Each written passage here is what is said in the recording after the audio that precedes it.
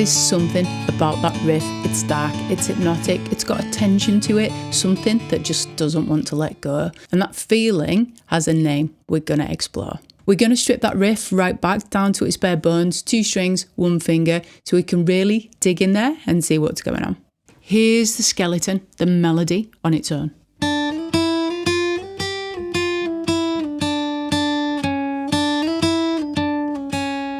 It's fine, but it's empty. There's no character to it, nothing pulling you in.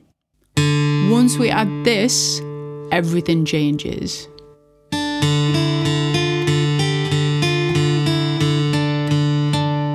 Hear that? That one note fixed, not moving, holding the ground while everything else moves. That's where the darkness comes in, and that is called a pedal tone. Right, let's build it. We have the melody on, we're on the B string. 3, 5, 6, 8, 6, 5, 3. Then we have the second part that plays 3, 2, 3, 5, 3, 2. Adding in the bass notes that create the pedal tone. The first one is the open D string. We alternate the strings. Up, down.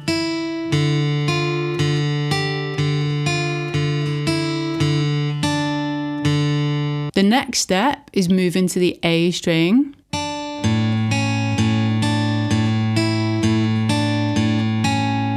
Playing that through slowly.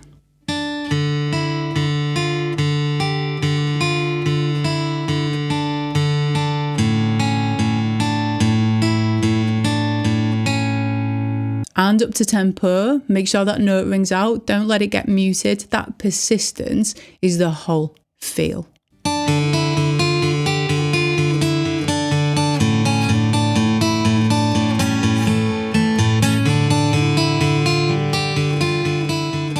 That's an easy to play 2-string version of Paint It Black. Simple to play, but it captures the magic that makes that riff so powerful. If you want to sound exactly like the record for Paint It Black, pop your capo on fret number 2, same pattern, just up 1 tone.